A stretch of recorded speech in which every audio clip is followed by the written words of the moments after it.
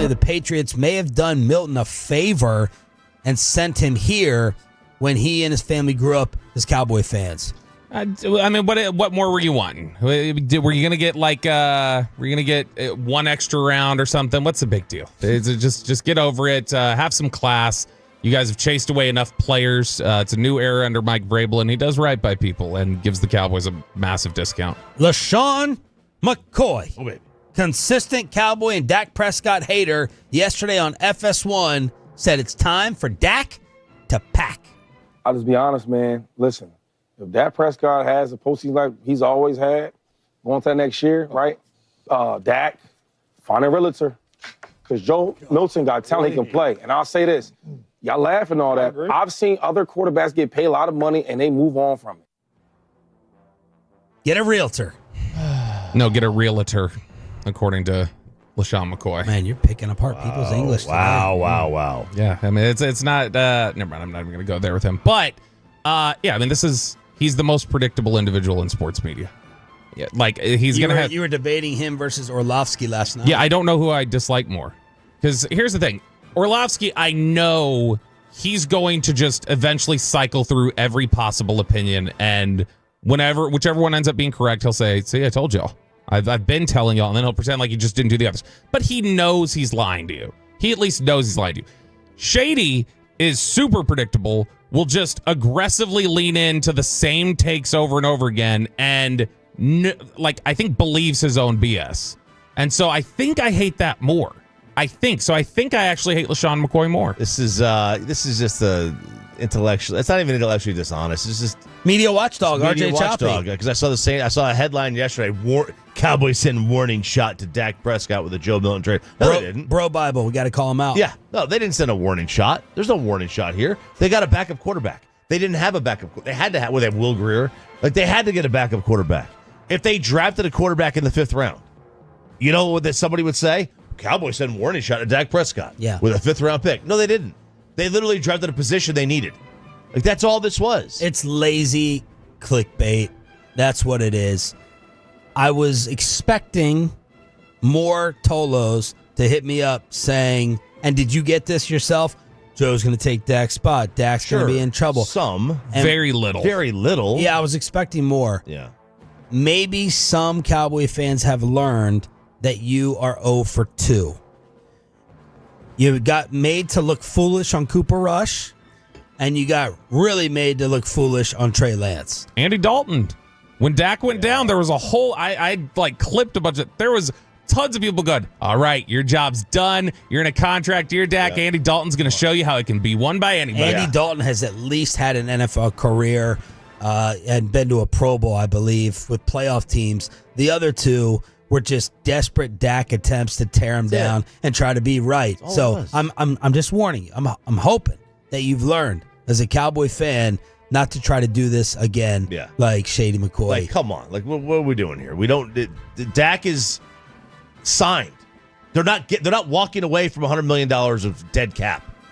It is. If they had signed another defensive end, another one, this offseason, is Micah on warning? Is this a warning shot to Micah? We can move on from you.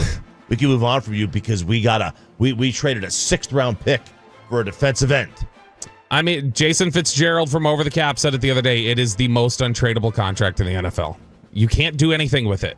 It's not possible. So Shady can sit there and talk about all that. But Shady also knows that's not...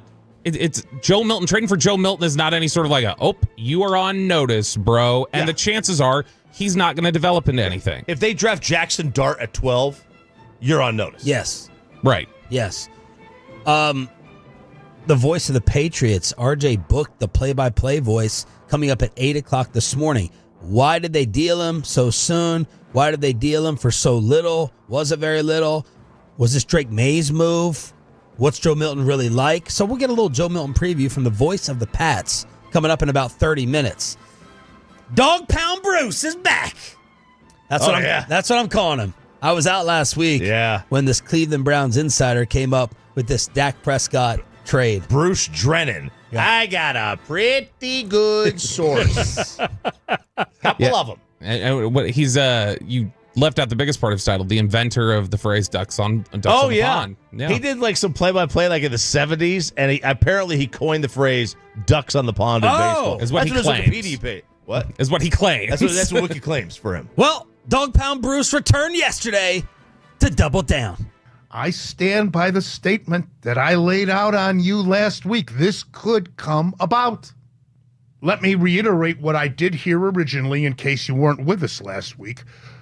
Dallas and Cleveland would make a deal. Cleveland would get Dak Prescott.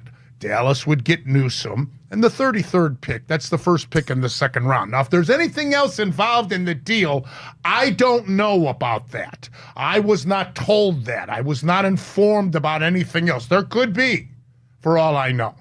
It's not the second pick in the draft. The Browns would keep that. All right. All right. Well, who is Newsom, by the way? Greg Newsom? Greg Newsom, corner. Okay. That's how I knew the thing was BS, not because of the cap ramifications, not because of this and that, and Dallas would never move Dak. I'm like, Newsom. Like, I had to go look up who Newsom is. Greg Newsom, his PFF grade. Is Greg Newsom a stud? He was a first-round pick. Yeah, I mean, he was he was considered to be a second by a lot of people. Ended up getting picked in the first, so was kind of like picked a little higher. But I don't think of him as a stud. His PFF grade was a 52, so it's like, all right, at least you're giving us Newsom. I didn't even know who the hell Newsom was, but this is Dog Pound Bruce doubling down yet again. We were sitting here last week, and we had almost gotten through the entire show without playing this moron. And then Choppy was at like 9:20. He's like, We got to play. I'm playing it. Let's play it. Let's talk about it. We got to play it. We had to play it. Good call, ridiculous. We had to play it. Dumbest S ever. We had to play it. Well, look, I'm gonna give you my honest thoughts. I hope that it's true. I know it's not true. It's not true. I was hoping. I got a little excited. Yeah. Because I want to get off this contract. I want to start over. Now Cleveland is going to need a quarterback. They are. They just destroyed Deshaun Watson publicly. Deshaun Watson has destroyed his own career off the field and with his play. So the Browns are going to need a quarterback. And are they just going to have to wait out Deshaun's deal in order to get one, or you just have to draft one because of the cheaper compensation? But obviously, this thing is not going to work out in terms of the numbers. But what I did do, all I cared about when this guy talked last week, I was like, who is this guy? Is he a joke? So I hit up a couple of Ken Carman. Mm-hmm.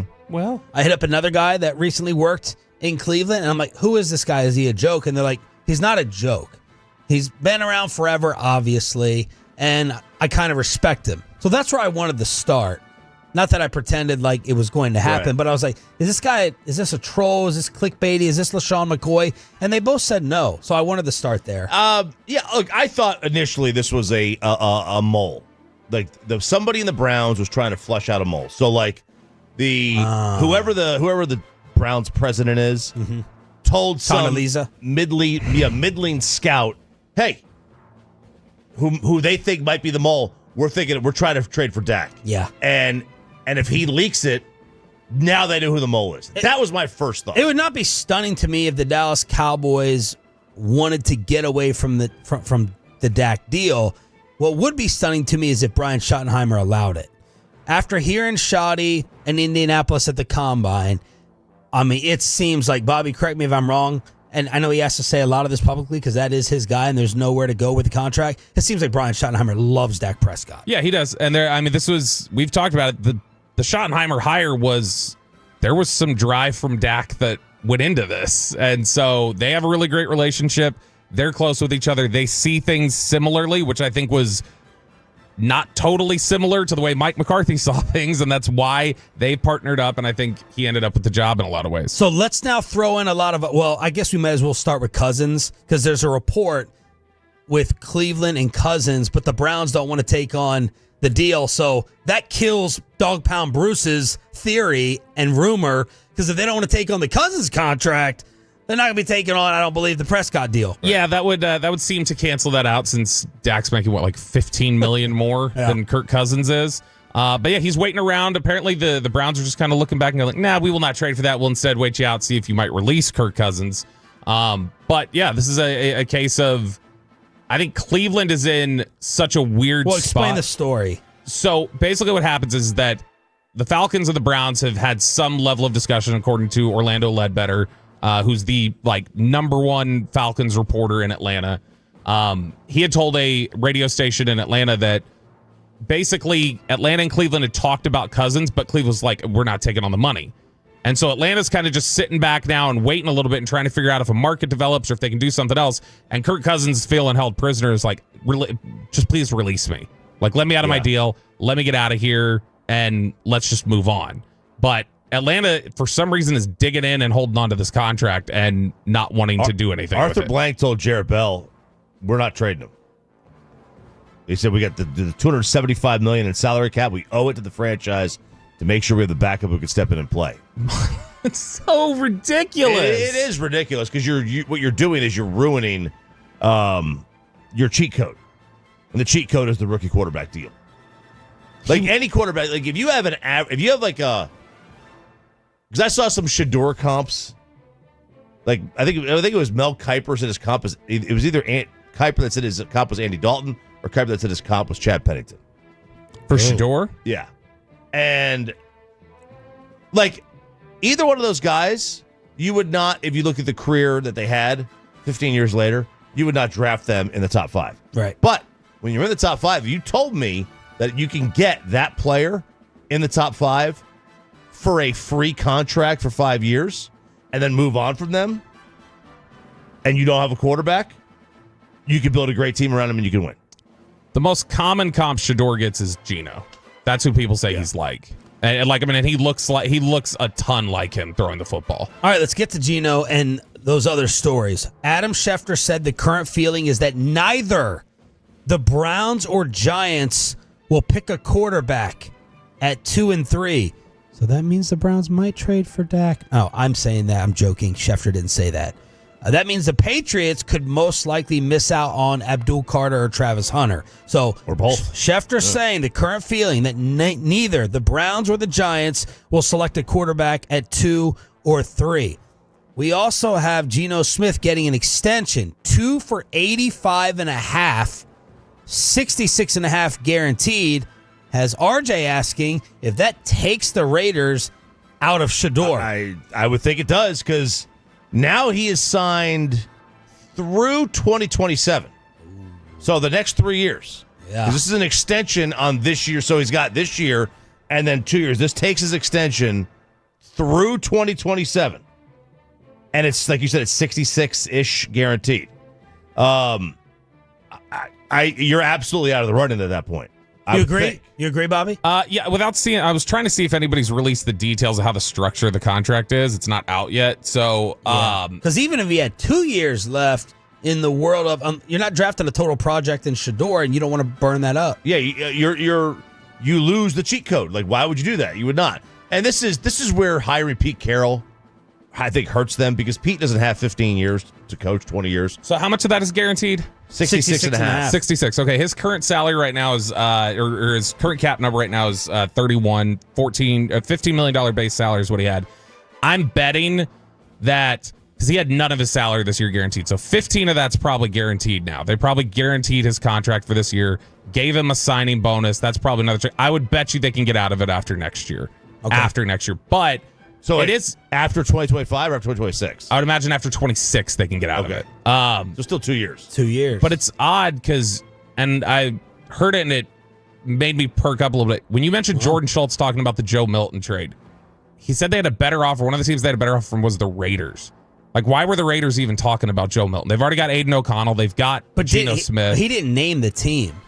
He just said other teams interested were the Raiders, Eagles, Giants, Steelers. Why were Raiders even interested? Like, that's what I don't understand. The Raiders have Aiden O'Connell. They've got Geno, so they're clearly still looking at fleshing out the quarterback room to some extent. Oh, okay. Okay. I see what you're saying. What about no quarterback as of now, according to Schefter, for Cleveland and New York, that's and a Shador fall? And that's a Shador fall. Now, a lot of people still think that his floor is the Jets at 7. And obviously the Raiders seem to be out of the running.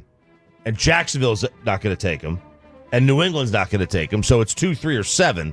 And then potentially, if he does get below 7, now you really start to worry about where he could go in the teens. And then does Pittsburgh trade up for him?